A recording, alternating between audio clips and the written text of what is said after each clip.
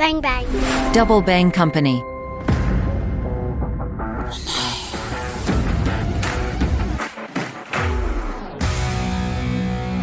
Salut les internautes, mon œil jette un coup d'œil sur le monde de Artusio de Saint-Alba, analyste en intelligence économique et enseignant.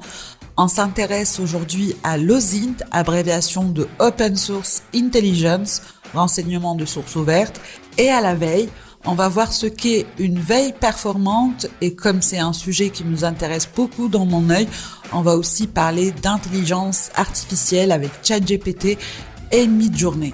Je suis Rizal Mathieu, vous écoutez Mon œil. Bonjour Artus. Bonjour. Ça va ? Très bien, vous ? Très bien, merci. Je pense qu'il faut rappeler ce qu'est l'OSINT et puis le fait que ça nécessite des pratiques et des outils qu'il faut toujours mettre à jour. Les pratiques et les outils deviennent facilement obsolètes. Qu'est-ce que tu peux nous dire à propos de ça ? Alors, qu'est-ce que je peux dire à propos de ça ? Alors, au niveau des pratiques, il n'y a pas tellement de mise à jour parce que l'OSINT, comme on le répète tout le temps, et ça fait assez consensus, c'est avant tout une méthodologie. C'est l'art de pivoter, c'est l'art de trouver une information et de se demander, tiens, qu'est-ce que je peux faire avec ? Donc, c'est de la curiosité. Et l'OSINT, c'est aussi de l'analyse. Ça, c'est extrêmement important parce qu'il suffit pas de collecter plein de choses. On peut avoir des exemples où deux personnes vont trouver exactement la même chose et vont pas arriver à la même conclusion parce qu'elles font pas la même analyse. Et forcément, sur les deux, il y en a bien un qui a tort, voire parfois les deux. Donc, il faut faire très attention. L'OSINT, c'est surtout de l'analyse. Par contre, au niveau des outils, c'est vrai que ça devient assez vite obsolète. Il y a beaucoup de changements. Exemple tout bête, très récemment, il y a eu des changements sur Twitter qui a fait exploser les prix d'accès à l'API. Et il y a beaucoup d'outils qui ont sauté. Donc, il y avait un outil qui était génial, qui s'appelait Tweetbeaver, qui est inaccessible depuis un mois, par exemple. Donc ça nous embête pas mal pour des recherches sur des comptes. Alors, on est embêté parce que ça disparaît, mais il faut aussi voir qu'il y a d'autres outils qui apparaissent. Donc, il n'y a pas encore le remplaçant de Tweetbeaver aujourd'hui. Peut-être qu'il y en aura un dans quelques temps. Donc, ce qu'il faut faire, c'est de la veille. Il faut faire de la veille au quotidien pour savoir quels sont les nouveaux outils, quelles sont les nouvelles méthodes qui vont permettre de retrouver de l'information. La veille concurrentielle nécessite des techniques d'OSINT. Quels sont tes conseils pour une veille efficace par rapport à des concurrents ? Alors, avant de parler des concurrents et de ce qui fait une veille efficace, je vais revenir sur ce que c'est que la veille. Parce qu'en fait, la veille classique, on va dire, ça consiste à mettre sous surveillance des mots-clés, ou l'actualité d'un secteur, ou des concurrents, etc., et de faire remonter l'information. C'est-à-dire que, basiquement, une personne qui fait de la veille, tous les jours, va recevoir des alertes, va trier tout ça, se demander ce qui est intéressant, ce qui est pas intéressant, et va faire remonter ce qui lui semble judicieux. Aujourd'hui, je pense que la veille, et là on en vient à l'OSINT, elle doit justement s'enrichir par les techniques de renseignement source ouverte, parce qu'il va plus s'agir seulement de surveiller et remonter des informations, mais aussi d'investiguer en fait. Lorsque le veilleur il voit passer une information détonnante, ça peut être un nouvel acteur, ça peut être une nouvelle pratique, ça peut être juste une phrase prononcée par un dirigeant ou par une personne qui souhaite s'intégrer sur le secteur, et bien il doit être en mesure de se dire je ne vais pas seulement remonter l'information, je vais creuser. Je vais savoir qui il y a derrière pour avoir une vision globale de qui est cette personne.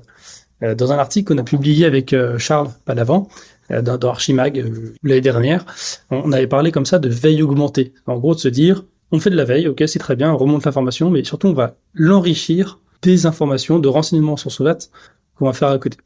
Et en termes de pratique, pour revenir à la question de départ, qui était savoir quels sont les conseils pour avoir une veille efficace. Déjà, il faut mettre évidemment en place un système de veille. Il faut surtout le mettre à jour en permanence, puisqu'on aperçoit que la veille, c'est très mouvant, en fonction des acteurs qui vont apparaître, disparaître, des tendances, etc. Et surtout, doter l'équipe de veille de cette dimension investigation. Et l'autre aspect, je pense, qui est important, c'est de ne pas forcément morceler le travail entre les veilleurs et les analystes. Parce que le veilleur, par définition, il voit tout passer. Normalement, il voit passer alors des choses qui n'ont aucun intérêt, des choses qui ont intérêt, et en fait, dans tout ça, il va retenir des noms, des tendances, etc. Il y a des choses qui vont lui parler, qui vont faire tilt quand il fera des recherches. Donc, c'est plus pertinent, à mon sens, de lui confier à lui, au veilleur, les recherches en source ouverte, les enquêtes qui peuvent émerger suite à son travail de remontée d'informations. Quelles sont les pratiques actuelles en matière d'e-réputation et de tout ce qui est finalement stratégie digitale en partant d'OSINT ? Pour caricaturer un petit peu, avant l'e-réputation, ça consistait surtout à associer le nom d'une personne, d'une entité, enfin personne morale, personne physique, etc., à des éléments positifs pour les faire remonter dans le flux Google et pour que les articles positifs apparaissent en première page. Donc, il y a une période où ça se faisait de manière un peu grossière, c'est-à-dire qu'il suffisait de créer 2-3 blogs, etc. Sauf que, avec des techniques de synth, on arrive justement à caractériser ce type de manipulation. Donc maintenant, il faut, pour les personnes qui évoluent dans ce secteur-là, en tout cas de les réputations, il faut arriver à être plus discret. On a vu aussi beaucoup de comptes. Régulièrement, il y a des histoires comme ça sur Wikipédia de sociétés qui se font bannir parce qu'elles ont fait de la publicité pour des personnes. Là, le SINT en fait permet de remonter à ces éléments techniques, donc il faut arriver à être plus discret. Avec tout ce qui est ChatGPT et Midjourney, tu n'as pas un peu l'impression que le monde vit une profonde mutation ? On risquerait finalement que sur le web, on ait, et dans le futur, on aura de plus en plus de difficultés à faire la différence entre le vrai et le faux, n'est-ce pas ?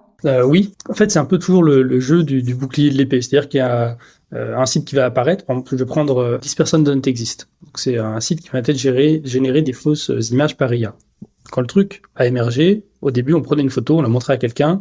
Il avait aucune idée que c'était un faux profil. Et puis, il y a des outils qui se sont développés parce que ces outils se sont dit, OK, maintenant, il y a une IA qui va générer des fausses photos. Il faut que nous, on arrive à détecter que ces fausses photos existent. Puis ensuite, les fausses photos, enfin, les photos générées par IA, se sont améliorées pour ne plus être détectées par le détecteur et ainsi de suite. De la même manière, il y a quelques années, on avait tous les sites spécialisés dans les relais de fake news, et puis après ça, on a eu des sites en apparence correcte, et puis qui diffusaient ça et là des informations erronées. Bon, aujourd'hui, il y a aussi la tendance avec les montages photos par IA, donc on a eu par exemple, bon, c'est l'exemple qui me fait rire, mais il y a eu le pape, par exemple, avec une énorme doudoune blanche, puis aussi Macron avec une énorme doudoune bleue qu'on a vu voir, etc. Ça, en fait, on arrive à les débunker facilement parce que les montages sont encore un peu grossiers puisqu'il y a des outils qui existent pour le débunker. Et en fait, chez les professionnels, on va dire, de l'information, comme on a conscience du problème, comme on sait que ça existe, à chaque fois, on va se poser la question. On va se dire, OK, bon, et on va vérifier. Donc, je pense que par rapport au fait, est-ce que ça va être plus difficile de faire la différence entre le vrai et le faux? Je pense qu'on aura toujours des outils qui nous permettront de faire la différence entre le vrai et le faux, parce qu'un faux parfait, à mon sens, n'existe pas. Il y a toujours des éléments qui vont permettre de retracer. Par contre, le vrai enjeu, c'est plutôt de sensibiliser ceux qui n'ont pas conscience de tout ça. Ceux qui pensent que si une photo a été publiée quelque part, alors cette photo est vraie. Qui pensent que si une information est écrite sur un site, alors cette information est vraie. Pareil, des personnes qui vont penser, sur ce site, il y a une personne qui se présente comme un tel, et puis il y a une belle photo de profil, forcément penser que cette personne existe et que ce qu'elle dit est correct. Donc, nous, en tant que professionnels de l'info, de l'IE, etc., on a conscience que ça existe, donc on se méfie. Mais la plupart des gens se méfient pas, et c'est plutôt eux qu'il faudrait sensibiliser pour que demain, ils se demandent, OK, j'ai lu quelque chose, mais est-ce que c'est vrai ou pas? Alors, les intox deviennent virales. Alors, oui, et puis en plus, ce qui est un peu navrant avec tout ça, c'est que une fausse information virale, même quand elle est débunkée, et d'ailleurs, on voit que maintenant, tous les grands médias, ils ont leur rubrique dédiée au débunkage, au fact-checking, etc. Puis une fausse information, à partir du moment où elle est diffusée, elle va forcément toucher les gens. Et même si elle est débunkée ensuite, ceux qui se sont fait avoir ou ceux qui y ont cru, la plupart voudront toujours y croire. Quelles sont les limites de l'OSINT? Jusqu'où peut-on aller? C'est quoi tes limites, par exemple?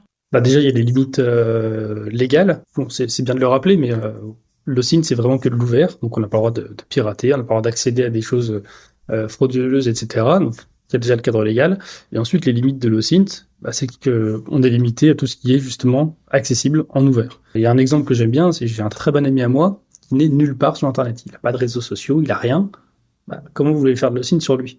Alors, il y a 2-3 trucs qu'on peut toujours trouver parce qu'une personne forcément va apparaître quelque part. Mais si on veut trouver des photos de lui, etc., on n'y arrivera pas. Pourquoi? Parce qu'il n'est nulle part, qu'il fait très attention à ça.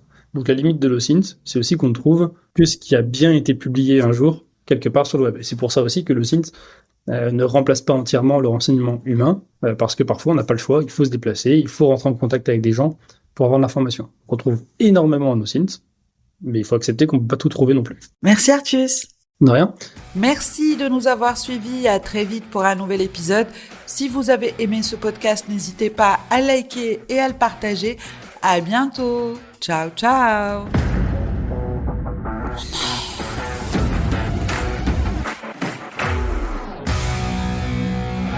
Bang bang. Double Bang Company.